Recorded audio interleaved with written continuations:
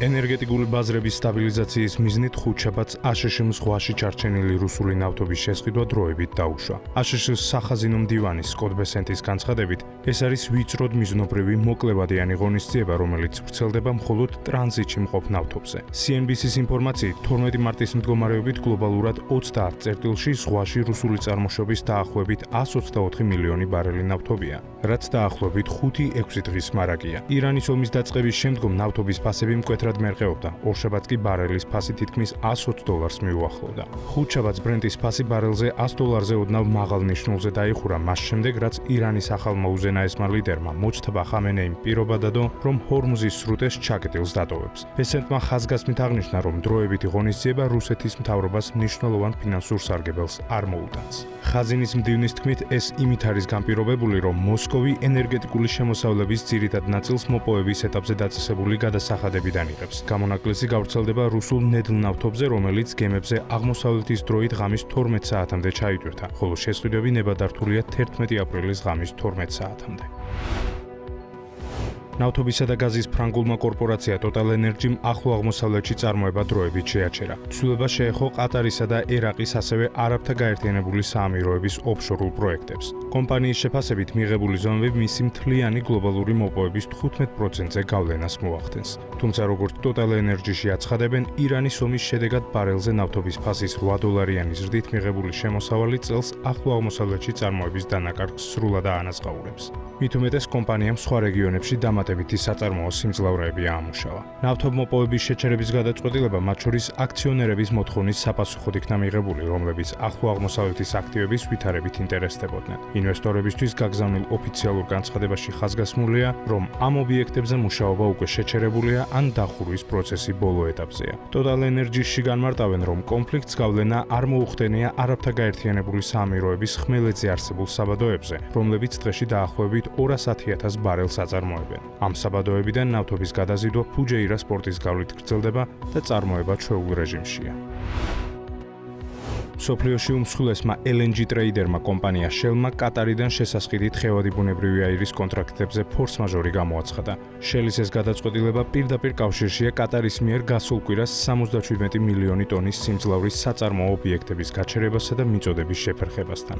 ანალოგიური შეტყობინებები მიიღეს სხვა მსხვილმა მოთამაშეებმაც, მათ შორის Total Energy-სმა და რამდენიმე აზიურმა კომპანიამ. ომანურმა სავაჭრო სახლმა OQM უკვე გამოაცხადა ფორს-მაჟორი ბანგლადეშელი კლიენტების წინაშე, რაც იმას ნიშნავს, რომ მიწოდების კრიზისი დომინოს პრინციპით ვრცელდება იმ კომპანიებზეც კი, რომლებსაც Qatar Energy-სთან პირდაპირი კონტრაქტები არ აკავშირებთ. კატარის ენერგეტიკის მინისტრი საად ალ-ქააბის განცხადებით, მიწოდების ნორმალურ რეჟიმში დაბრუნება შეიძლება რამდენიმე კვირიდან რამდენიმე თვემდე ხანი დასჭირდეს. ცნობისთვის Shell ყოველწლიურად 6.8 მილიონ ტონა კატარულ LNG-ს ყიდულობს, ხოლო Total Energy-ს 5.2 მილიონ ტონას.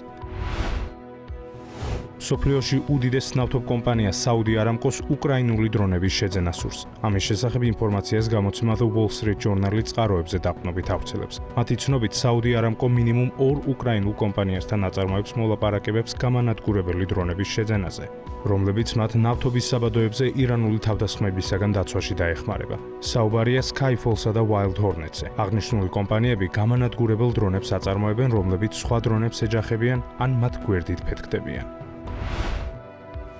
Wall Street Journal-ის ინფორმაციით, მილიარდერი ბიზნესმენი, ტელეწამყვანი და იტალიასა და სან-მარინოში აშშ-ის ელჩი ტილმან ფერტიტა კაზინოების ოპერატორი კომპანია Caesar Entertainment-ის შესაძენად ექსკლუზიურ მოლაპარაკებებს აწარმოებს. როგორც ირკვევა, ფერტიტას შეთავაზება თითო აქციაზე დაახლოებით $34 შეადგენს და კარლ აიკანის ფირმის კონკურენტულ წინადადებას მცირედით შობნის. მნიშვნელოვანია ითქვას, რომ ბიზნესმენის ეს შეთავაზება Caesar-ის აქციების ამჟამინდელ ფასზე 17%-ით მაღალია. ცნობისთვის, მილიარდერის მიერ შერჩეული კომპანია ბოლო 4 კვარტალია ზარალზე მუშაობს, რაც ლას-ვეგასში ვიზიტორთა რაოდენობის მკვეთრი კლებითაა გამოწვეული. კაზინოების ოპერატორის აქციების შეფასება ბოლო სესიაზე 11.76%-ით გაიზარდა, რამაც მისი საბაზრო კაპიტალიზაცია $5.78 მილიარდამდე გაზარდა.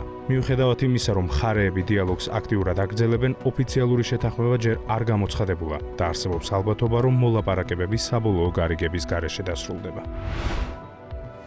იაპონურმა ციფრული გადახდების გიგანტმა PayPay-მ და მისმა მფლობელმა SoftBank-მა ნიუ-იორკის საფონდო ბირჟაზე აქციების პირველადი საჯარო შეთავაზებით 879.8 მილიონი დოლარი მოიზიდეს. აღსანიშნავია, რომ ასეთი წარმატებული დებიუტი ASX-ის ბაზარზე არც ერთ იაპონურ კომპანიას არ ჰქონია. კომპანიის თითო აქცია $16 შეფასდა, რამაც ხელი შეუწყო PayPay-ის საბაზრო კაპიტალიზაციის დაახლოებით $10.7 მილიარდამდე გაზრდას.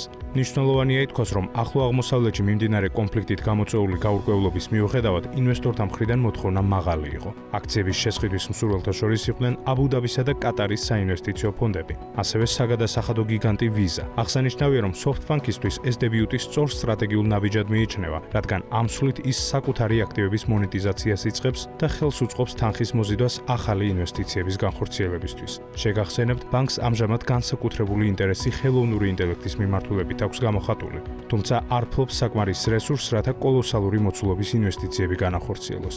მნიშვნელოვანია ითქვას, რომ საჯარო შეთავაზების შემდეგაც კი SoftBank Group-ი PayPay-სთან დაკავშირებით გადაწყვეტილებების მიღების თითქმის სრულად გაკონტროლებას შეძლებს, რადგან მას ხმათა 92% რჩება.